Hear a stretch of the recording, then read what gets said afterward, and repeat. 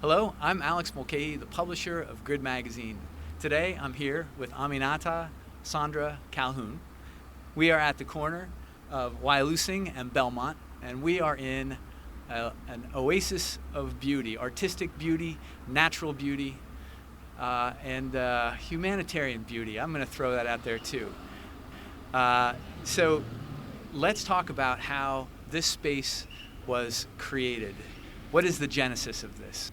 Upon my return to this community, I met a visual that was foreign to me by way of me seeing abandoned properties, deteriorating properties, trash, litter, blight that was just hurtful to me. I saw this property that once housed two very large three-story homes. The properties was heaped with vegetation. And the neighbors informed me that it had been that way for 44 to 45 years. So I decided, well, this is not going to sit for another 40 to 45 years in this condition. I am going to be boots on the ground and do something about this. So I began to contact L&I. I contacted my city council person, who was Janie Blackwell at that time, her staff, and I began a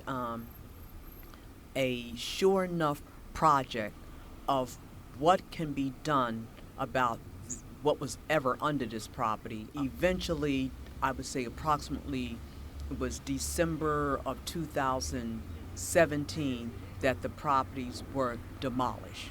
I then was faced with this vast wall.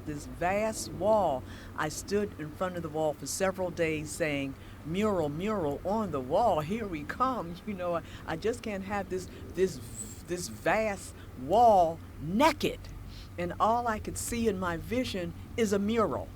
So at the very time of me envisioning this in my mind, I was physically doing a project in the 1000 block of Belmont Avenue of applying abstract art to vacant homes. Unbeknown to me that day, the photographer was a mural art photographer. So I said, oh my God, I said, well, I have something for you. Take a walk with me to the corner. So he walked with me to the corner. I said, this wall this wall is in dire need of a mural. So he looked at it.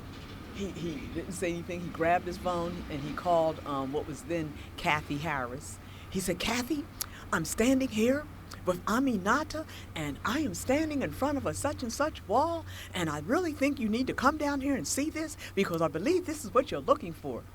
So I said, well, Kathy, I do not want Donald Duck. I do not want a sports figure. I want a renowned person, male or female, that I can live with for the rest of the days of my life. So she says, okay. You know, she's very cool. She's laid back. She says, okay. So she went away. About 2 months later, she calls me. She says, Aminata, sit down. I don't have Donald Duck. Can you live with Ed Bradley? My heart took a skip. I said, Kathy, you're not playing right. She says, oh no, I'm not playing with you. She says, Edward Bradley. I said, you mean Edward Bradley, the 60-Minute Man, our first African-American anchor man for CBS? She said, absolutely. I said, Kathy, I owe you my life.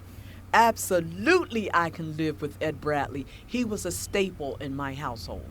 Is it something that will carry me for the rest of the days of my life? Because I have an innate kindred association and alignment with the mural. With coming from that makes me definitely clean and this lot and treat it as my child. But I said, if I get a mural, that would be my first step in giving something to the community providing something for the community that may serve to initiate self-pride, community pride, and to initiate a wanting to really engage our community with doing better by it insofar as the trash, litter, and blight. We just can't have just a mural, right? So now I did a mindful zero waste public domain cleaning with the community. PHS, Philadelphia Horticultural Society, saw that, very pleased. They supported me in that. We cleaned from Belmont, 44th and Belmont and Lancaster to Belmont and Girard. So that was in June. Then Keith Green, he contacts me about the end of August, and he says, Aminata, I am going to be doing pollinated gardens in Philadelphia lots. And with what you did in June with the public domain cleaning, I think the Ed Bradley lot, as you call it, the Ed Bradley mural lot, is deserving of a pollinated garden. I got excited again because I said, wow, okay, I have the mural, we have a pollinated garden centered under the Ed Bradley mural. That alone is another level of environmental beauty.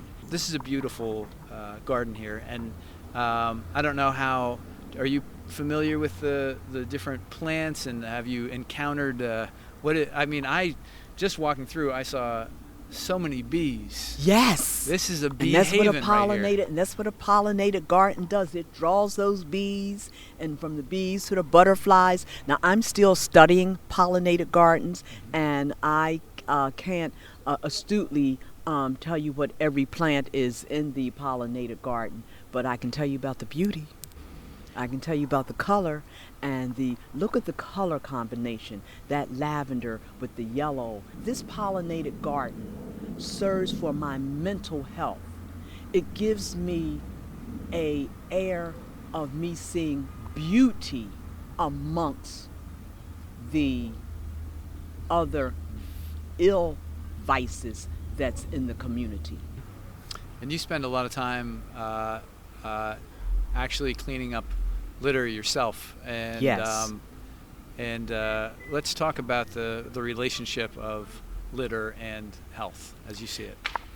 And in fact, I'm glad you asked me that, because personally, I say, since I've come back, I've come into EDD. EDD for me is environmental distraught depression. And the trash, the litter, and blight brings me down. But brings me down emotionally and mentally and visually, but I'm handling it. So with the trash, litter, and blight, I said, if it's doing this for me, it has to be, it affects you, it affects your whole mental, psychological, and unpsychological, and your health. And it's remarkable how just being around this changes your psychological outlook. And so you are, That's what it does for me. yeah, so you live 3 houses away. Yes. And so and then you come and do maintenance, cleaning up garbage that accumulates here. But you regularly get to drink in this beauty. Yes, at free, no fee. Mm-hmm. And what happens, the reason I'm really conscientious about coming over and tending to the pollinated garden is because all the trash bags and bottles, especially the trash bags, settle all around throughout the garden. And I feel, I'm like, I cannot have these plastic trash bags strangling the plants and the flowers. So I'm very conscientious about that, and because it saddens me to see the plastic in the garden. So what you've done here, and this is over the course of years, it's remarkable, and it goes in fits and starts. Like you work hard and nothing happens, and then all of a sudden, a building comes down. Yes. I would love to hear some encouraging words that you could give to people who want to make a difference in their community. And my encouraging words, we're not stopping at the mural and the pollinated garden. On August the 29th, we have benches that are coming, 2 benches, a picnic table and seating. We have a planter that's waist height. We're in seniors or anyone. We can start a vegetable garden in that planter, and you don't have to bend over, to do the planting. It's going to be quite accessible to you physically. And with the benches and the picnic table and the book box, we have a book box coming wherein books will be in that book box for you to read, for you to take, free, no fee if you so choose to, and or you can contribute books to the box. So what this lot, which we will move from calling it a lot eventually, will be our community engaging oasis. I like that. So I am attempting to groom this, what will be our community engaging oasis, to something that is engaging, that's comfortable, that's scenic, and that we as a community can feel engaged and a part of. That we can let this be an area where we gather to have talks, workshops, discussions, and talk about how can we go about improving on our community at large in a relaxing oasis. Beautiful.